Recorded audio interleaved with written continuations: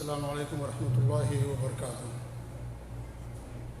الحمدللہ رب العالمین والعاقبۃ للمتقین ولا عدوان الا علی الظالمین، واشهد ان لا الہ الا اللہ وحدہ لا شریک لہ، واشهد ان محمدا عبدہ ورسولہ المبعوث رحمۃ للعالمین، صلوات اللہ وسلامہ علیہ وعلی آلہ وعلی اصحابہ ومن اهتدى بهدیہ واستنى بسنتہ الی یوم الدین، وبعد۔ معزز مکرم سامعین و ناظرین، تقریباً 1 سال 8 مہینے کے بعد آپ لوگوں سے روبرو ملاقات ہونے کا موقع مل رہا ہے، جس پر ہم اللہ رب العالمین کے بے حد شکر گزار ہیں، اور ساتھ ہی ساتھ اللہ کا شکر ادا کرنے کے بعد مملکت سعودی عرب کا بھی ہم شکر ادا کرتے ہیں کہ انہوں نے کورونا کی صوبائی اور عالمی وبائی بیماری میں جس طریقے سے اپنے اور پرائے کی تفریق کیے بغیر سب کا فری علاج کیا، فری ویکسین بھی دے رہے ہیں، اور بڑی سوجھ بوجھ کے ساتھ اور بڑی دانش مندی کے ساتھ پورے اس عرصے میں اس مرض سے نمٹتے رہے، اور جو کچھ انہوں نے قدم اٹھایا قابل تعریف تھا، لہٰذا ہم ان کا بھی شکر ادا کرتے ہیں۔ ابھی کچھ دنوں سے پہلے تک دور دور لوگ گھر کی نماز پڑھا کرتے تھے مکہ اور مدینہ کے اندر، الحمدللہ اب پہلے جیسی نمازیں ہو رہی ہیں، اور یہاں بھی دعا کریں کہ انشاءاللہ مملکہ کی دیگر مساجد بھی اس طریقے سے ہو جائے، اور ان قریب انشاءاللہ وہ بھی ہونے والا ہے، تو ان کا بھی ہم شکر ادا کرتے ہیں۔ اللہ کے رسول صلی اللہ علیہ وسلم کے حدیث ہے، من لم یشکر الناس لم یشکر اللہ، جو لوگوں کا شکریہ ادا نہیں کرتا وہ اللہ رب العالمین کا شکر ادا نہیں کر سکتا۔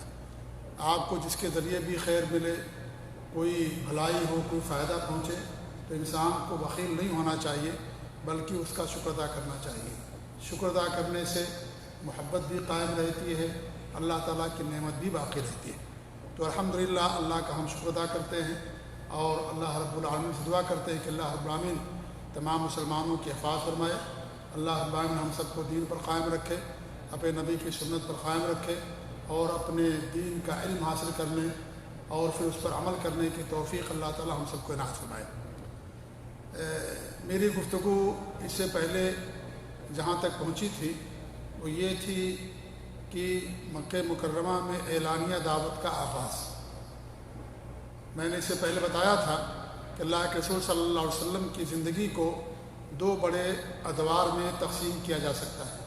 پہلا دور مکی دور ہے جو 13 سالوں پر مشتمل ہے، اور دوسرا دور مدنی دور ہے جو 10 سالوں پر مشتمل ہے۔ جو مکی دور ہے اسے بھی علماء نے 3 مرحلوں میں تقسیم کیا۔ پہلا مرحلہ نبوت کے آغاز سے لے کر کے خفیہ دعوت تک۔ جب آپ کو نبوت اللہ رب العالمین نے عطا فرمائی تو آپ نے 3 سال تک تقریباً خفیہ لوگوں کو دعوت دی۔ اس کے بعد چوتھے سال سے لے کر کے نبوت کے چوتھے سال سے لے کر کے نبوت کے 10ویں سال تک، یعنی تقریباً 7 سالوں تک آپ نے مکہ کے اندر لوگوں کو اعلانیہ دعوت دی۔ اور جو تیسرا مرحلہ وہ کیا ہے؟ نبوت کے 10ویں سال سے لے کر کے ہجرت تک، جب آپ نے مکہ اور مکہ کے آس پاس کی جو بستیاں ہیں، آبادیاں ہیں، شہر ہیں، وہاں آپ نے اپنی دعوت کو پہنچایا۔ تو اس طریقے سے 13 سالہ دور کو یا 13 سالہ مدت کو 3 مرحلوں میں علماء نے تقسیم کیا۔ ہماری گفتگو دوسرے مرحلے تک پہنچی تھی کہ مکہ کے اندر اعلانیہ دعوت، جب اللہ رب العالمین نے آپ کو حکم دیا فَاصْدَعْ بِمَا تُؤْمَرْ وَأَعْرِضْ عَنِ الْمُشْرِكِينَ، کہ آپ حق کا بباغ دہل اعلان کر دیجئے، حق کی طرف لوگوں کو علی الاعلان بلانا شروع کر دیجئے، اور مشرکوں سے اعراض کیجیے۔ جب یہ آیت کریمہ نازل ہوئی تو آپ نے لوگوں کو اعلانیہ دعوت دینا شروع کیا، اعلانیہ طور پہلے خاموشی کے ساتھ اور خفیہ طور پر فردن ہر شخص سے مل کر کے آپ دعوت دیتے تھے، لیکن جب اللہ رب العالمین نے آیت کریمہ نازل فرمائی تو آپ نے اعلانیہ دعوت دینا شروع کر دیا، اعلانیہ طور پر کھلے عام مجمع میں، اور اس طریقے سے بازاروں میں، اور جہاں لوگ اکٹھا ہوتے تھے وہاں توحید کی دعوت دینا شروع کیا، لوگوں کو شرک سے ڈرانا شروع کیا۔ جب یہ دعوت آپ نے شروع کی تو مکہ کے لوگ آپ کے دشمن ہو گئے، آپ کو تکلیف دینا شروع کیا، مارنا شروع کیا، جو مسلمان ہوئے ان کو بھی تکلیف دینا شروع کیا، بڑی تکلیفیں دی۔ کچھ نمونے ہم نے، جو میرا آخری درس تھا آج سے 1 سال 8 مہینہ پہلے، اس میں نے کچھ نمونے آپ کے سامنے پیش کیے تھے کہ خباب بن ارد کو، اور اس طریقے سے بلال حبشی رضی اللہ تعالیٰ عنہ کو، اور عمار بن یاسر کو، اور اس طریقے حتیٰ کہ ابوبکر صدیق، عثمان بن عفان، اور اس طریقے سے سعید بن زید، بڑے بڑے صحابہ اور جو مسلمان ہوئے، سب کو لوگوں نے تکلیف دینا شروع کیا۔ تکلیف یا ظلم کا دور 4تھے سال سے شروع ہوا، اور جب نبوت کا 5واں سال آیا تو ظلم کی انتہا ہو گئی، بہت زیادہ ستانا شروع کر دیا۔ صحابہ کرام رضی اللہ تعالیٰ اجمعین اور آپ صلی اللہ علیہ وسلم اس کا متبادل تلاش کرنے میں جڑ گئے کہ اس کا کیا متبادل ہمارے پاس ہے۔ اسی اثنا میں اللہ رب العالمین نے یہ جو حالات تھے، بڑے سنگین حالات تھے جہاں مسلمانوں پر ظلم ہو رہا تھا، اللہ رب العالمین نے سورہ کہف اتاری۔ سورہ کہف کے اندر 3 بڑے واقعات بتائے گئے ہیں۔ پہلا واقعہ ہے اصحاب کہف کا، دوسرا واقعہ ہے موسیٰ اور خضر علیہ السلام کا، اور تیسرا واقعہ ذوالقرنین کا۔ اور بھی واقعات ہیں لیکن یہ 3 بڑے واقعات۔ پہلا جو واقعہ ہے اس میں چند نوجوان تھے جو توحید پر تھے اور وہاں کے لوگ شرک پر تھے۔ انہوں نے اپنے ایمان اور دین کو بچانے کے لیے اپنے ملک کو انہوں نے خیر آباد کہہ دیا، چھوڑ دیا۔ اس میں اس بات کی طرف اشارہ تھا کہ انسان اپنے دین بچانے کے لیے دوسرے ملک جا سکتا ہے، دین کے بچانے کی خاطر۔ اس میں اس بات کی طرف اشارہ تھا۔ دوسرا جو واقعہ تھا خضر علیہ السلام اور موسیٰ علیہ السلام کا، اس واقعے کے اندر اس بات کی طرف اشارہ تھا کہ ہمیشہ دنیا کے اندر جو حالات ہوتے ہیں ظاہر کے مطابق نہیں ہوتے، بلکہ کبھی کبھی ظاہر کے خلاف بھی ہوتے ہیں۔ آپ دیکھیں موسیٰ علیہ السلام کے واقعے میں کیا ہے، انہوں نے ایک بچے کو مار دیا، قتل کر دیا، کشتی توڑ دی۔ بظاہر اس کے اندر نقصان ہے، بظاہر آپ دیکھیں گے اس کے اندر نقصان ہے۔ بچے کو قتل کرنا یہ بظاہر تو غلط، کشتی کو توڑ دینا، سوراخ کر دینا غلط تھا۔ اسی لیے موسیٰ علیہ السلام نے فوراً اعتراض کیا کہ تم نے ایک معصوم بچے کو قتل کر دیا، تم نے کشتی توڑ دی، سب ڈوب جائیں گے، نقصان ہو جائے گا۔ تو بظاہر اس کے اندر نقصان تھا، لیکن ہمیشہ نتیجہ ظاہر کے مطابق نہیں ہوتا ہے۔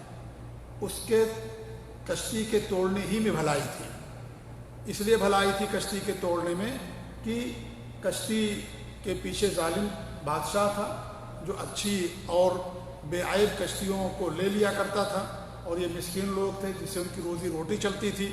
جب عیب دار ہو گئی تو اس نے کشتی نہیں لیا، چھوڑ دیا، بچے کو قتل کر دیا۔ بچہ بڑا ہو کر کے باغی ہوتا، سرکش ہوتا، ماں باپ کا نافرمان ہوتا۔ اللہ رب العالمین نے حضرت خضر علیہ السلام کی طرف وحی کی اور اس طریقے سے بچے کو انہوں نے قتل کر دیا۔ تو قتل کرنا بظاہر غلط تھا، کشتی کا توڑنا بظاہر غلط تھا، لیکن اسی کے اندر خیر تھا، اسی کے اندر بھلائی تھی۔ اللہ فرماتا وَعَسَىٰ أَن تَكْرَهُوا شَيْئًا وَهُوَ خَيْرٌ لَكُمْ، ہو سکتا ہے جسے تم اپنے لیے ناگوار سمجھو اسی کے اندر تمہارے لیے خیر ہو، اسی کے اندر تمہارے لیے بھلائی ہو۔ بہت ساری مصیبتیں ہمارے اوپر آتی ہیں، انسان بے صبرا ہو جاتا ہے، چیختا اور چلانا شروع کر دیتا ہے، ماتم کرنا شروع کر دیتا ہے، لوگوں سے شکایت کرنا شروع کر دیتا ہے۔ حالانکہ اللہ تعالیٰ حکیم و علیم ہے، خبیر ہے، بہت مہربان اور رحم دل ہے۔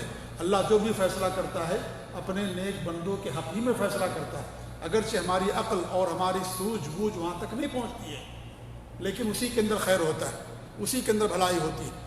یہ ایکسیڈنٹ ہوتا ہے، معمولی زخم پہنچتا ہے، اللہ تعالیٰ انسان کو بچا لیتا ہے۔ بیماری آتی ہے، بڑی بیماری سے اللہ تعالیٰ بچا لیتا ہے، گناہوں کا کفارہ بن جاتا ہے، اللہ تعالیٰ اس کے ذریعے سے درجات کے اندر بلندی کرتا ہے۔ ہمارے کسی قریب کی وفات ہو جاتی ہے، اللہ تعالیٰ بہتر جاننے والا ہے، ہو سکتا ہے ان کی وفات ہی کے اندر بھلائی اور بہتری ہو۔ اللہ نے ہر ایک کی عمر لکھی ہے، عمر ہو گئی، سب کو جانا ہے، کوئی ہمیشہ رہنے کے لیے نہیں آیا، لیکن انسان کیا ہو جاتا ہے، ماتم کرنا شروع کر دیتا ہے، نوحہ کرتا ہے، گریبان چاہ کرتا ہے، چیختا اور چلاتا ہے، اور اس طریقے سے بے صبرا ہو جاتا ہے۔ تو ہو سکتا ہے جو چیز بظاہر آپ کو غلط لگ رہی ہو، آپ کو اس سے یعنی بھلائی نظر نہ آتی ہو، لیکن ہو سکتا ہے اسی کے اندر آپ کے لیے بھلائی، اسی کے اندر آپ کے لیے بھلائی ہو، ممکن ہے۔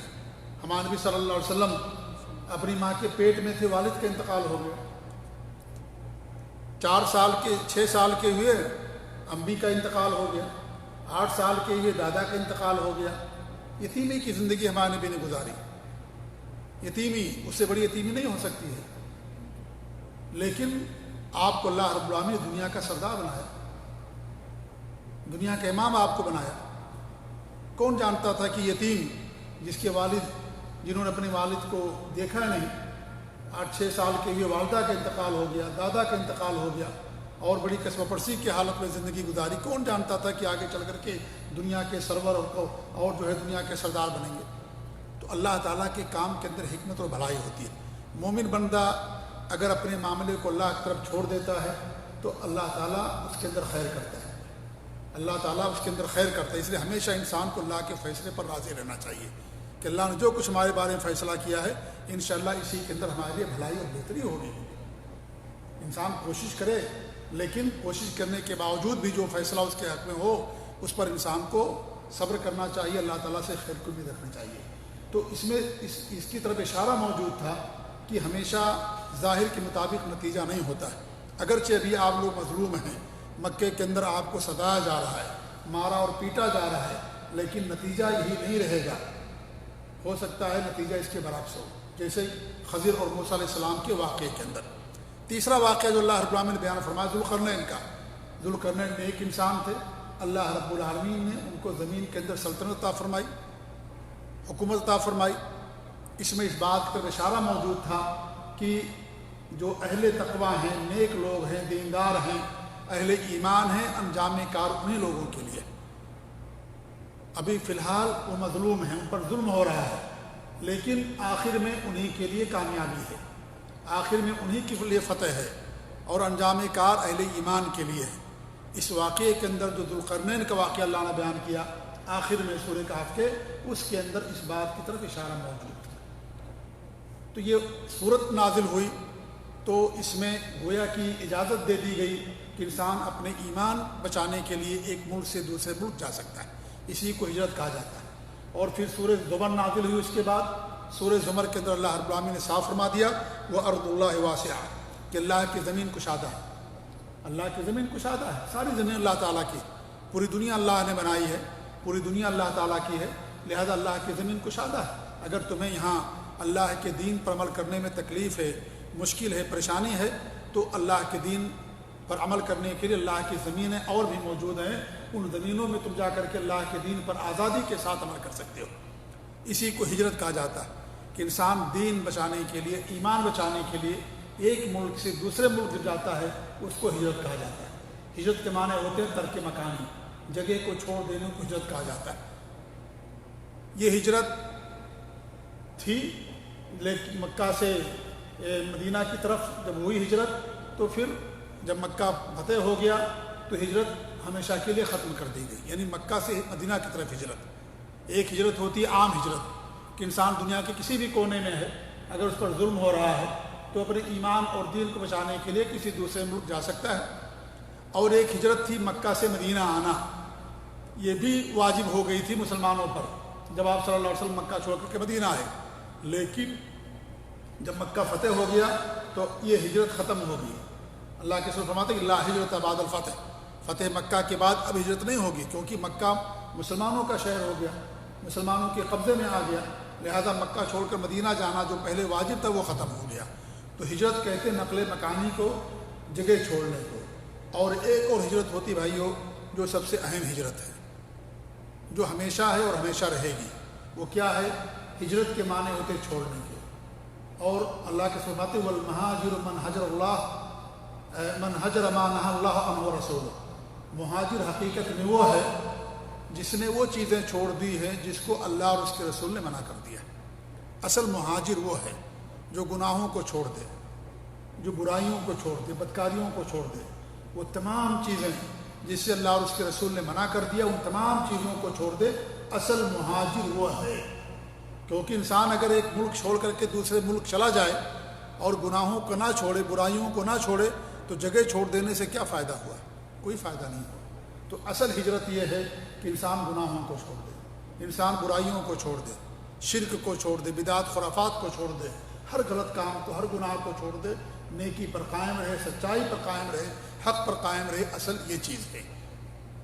تو جب یہ آیت کریمہ نازل ہوئی، سورہ زمر جب نازل ہوئی اور اللہ نے کہا کہ وہ ارض اللہ واسعہ، اللہ کی زمین کشادہ ہے، تو ہمارے نبی صلی اللہ علیہ وسلم نے صحابہ کرام کو مکہ مکرمہ سے حبشہ کی طرف ہجرت کرنے کا حکم دیا، اور حبشہ کی طرف 2 بار ہجرت کی گئی، ایک تو نبوت کے 5ویں سال، اور پہلی بار جب ہجرت ہوئی تو اس میں 18 مرد تھے، 12 مرد اور 4 عورتیں تھیں۔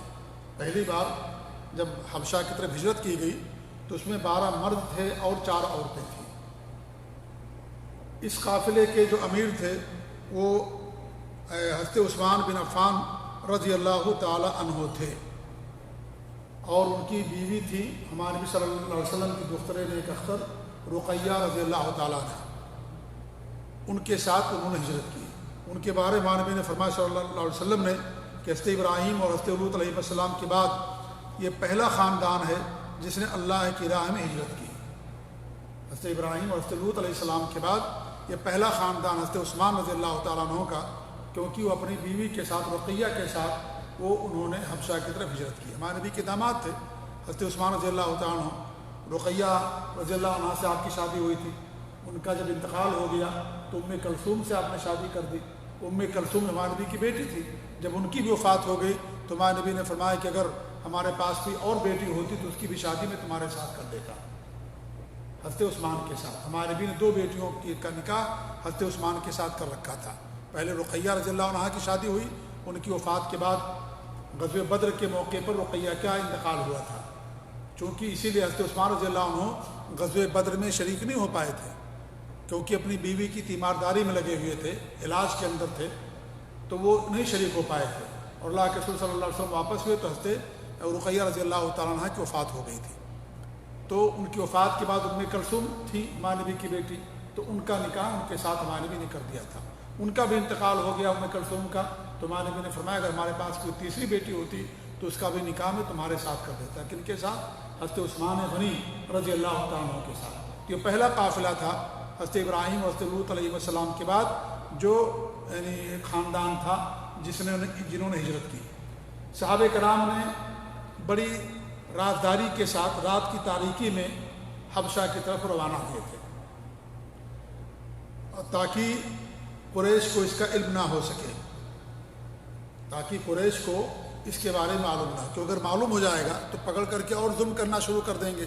اس لیے بڑی پلاننگ کے تحت رات کی تاریکی میں وہ لوگ مکہ سے حبشہ کی طرف نکلے، وہاں امن و امان کے ساتھ رہتے تھے۔ اسی سال رمضان کے اندر ایک واقعہ پیش آیا۔ واقعہ یہ پیش آیا کہ آپ صلی اللہ علیہ وسلم مکے کے اندر حرم کے اندر تشریف لے گئے، حرم میں، اور وہاں جا کر کے آپ نے سورہ نجم کی تلاوت شروع کر دی۔ قریش کے سارے سرداران وہاں پر موجود تھے، بڑے بڑے جو سرداران تھے، قبیلوں کے جو لوگ تھے موجود تھے۔ سورہ نجم کی آپ نے تلاوت شروع کر دی۔ جب آپ نے سورہ نجم کی تلاوت شروع کی اور جب سورہ نجم آپ نے ختم کی تو سورہ نجم کے اختتام پر سجدہ تلاوت ہے۔ حضرت عبداللہ بن مسعود فرماتے ہیں یہ پہلی سورت ہے جس میں سجدہ تلاوت اتاری گئی، وہ سورۃ النجم ہے۔ وہ فرماتے ہیں کہ اللہ کے رسول صلی اللہ علیہ وسلم اور آپ کے پیچھے جو بھی تھا سب نے سجدہ کیا سوائے ایک آدمی کے۔ اسے میں نے دیکھا کہ اس نے ایک مٹھی مٹی لی اور اس پر سجدہ کیا۔ میں نے دیکھا کہ وہ بعد میں کفر کی حالت میں مارا گیا اور اس کا نام تھا امیہ بن خلف۔ صحیح بخاری صحیح مسلم کی روایت ہے۔ تو سورہ نجم وہ پہلی صورت ہے جس کے اندر سجدہ تلاوت اتاری گئی۔ جب آپ نے سورہ نجم مکمل کی تو آپ سجدے میں چلے گئے، کیونکہ سجدہ تلاوت آپ نے کیا۔ اس کے بعد آپ کی تلاوت کا مکہ کے لوگوں پر اتنا اثر ہوا کہ وہ بھی ہوش و حواس کھو بیٹھے، اور ہمارے نبی کو سجدہ کرتے ہوئے دیکھا تو وہ بھی سجدے میں چلے گئے، وہ بھی سجدے میں چلے گئے۔ ان کا سجدہ کرنا، یہ خبر پہنچتی ہے حبشہ، اور حبشہ جب خبر پہنچی تو اس کے اندر کچھ اور ملا دیا گیا۔ افواہ یہ بنا دی گئی، اڑا دی گئی کہ مکہ کے لوگ مسلمان ہو گئے۔ جب ان کو سجدہ کرتے دیکھا نبی کے ساتھ سجدہ تلاوت، تو یہ افواہ اڑا دی گئی کہ مکہ کے لوگ مسلمان ہو گئے۔ جب یہ خبر وہاں پہنچتی ہے، کہاں؟ حبشہ، تو وہ لوگ وہاں سے چل پڑے اور انہوں نے کہا کہ بھئی مکہ ہی ہمارا اصلی ملک ہے اور اصلی وطن ہمارا وہی ہے، ہم یہاں کیوں رہیں؟ جب مکہ کے لوگ سارے کے سارے مسلمان ہو گئے تو ہم کو یہاں رہنے کی ضرورت نہیں ہے۔ اب وہ وہاں سے مکہ کی طرف روانہ ہو گئے۔ جب مکہ کے قریب پہنچتے ہیں تو انہیں اطلاع ملتی ہے کہ افواہ تھی اور کوئی مسلمان نہیں ہوا ہے، اور یہ صرف افواہ تھی۔ اور اس کے بعد بہت سارے لوگ وہیں سے پھر واپس حبشہ چلے گئے، کچھ لوگ مکے کے اندر آ گئے بچ بچا کر کے، اور کچھ لوگوں کو انہوں نے پکڑ لیا اور اوپر اور زیادہ ظلم کرنا شروع کر دیا۔ تو یہ پہلی جو ہجرت تھی جو سن 5 نبوت کے اندر حبشہ کی طرف کی گئی تھی، اس کے بارے میں مختصر سا خلاصہ میں نے آپ کے سامنے پیش کیا۔ انشاءاللہ اگلے درس میں، کیونکہ پہلا درس ہے بہت زیادہ لمبا ہو جائے گا، تو اگلے دنوں میں شاید آپ لوگ بیٹھنا کم کر دیں گے، تو اس لیے اگلے آنے والے منگل کو انشاءاللہ دوسری جو ہجرت ہے اس کا ہم تذکرہ کریں گے، اور اس کے بعد اس میں ہمارے لیے جو دروس ہیں، جو فوائد ہیں، جو قیمتی باتیں ہیں، انشاءاللہ ان کو آپ کے سامنے پیش کرنے کی کوشش کریں گے۔ اللہ تعالیٰ سے دعا کہ اللہ رب العالمین ہمیں اپنے نبی صلی اللہ علیہ وسلم کی سیرت مبارکہ کو جاننے کی توفیق عنایت فرمائے، اور اللہ رب العالمین ہمیں اپنے نبی کی سیرت پر اور آپ کی سنتوں پر قائم رکھے۔ آمین۔ وجزاکم اللہ خیر، صلی اللہ علیہ محمد وعلی آلہ وصحبہ اجمعین، والسلام علیکم ورحمۃ اللہ وبرکاتہ۔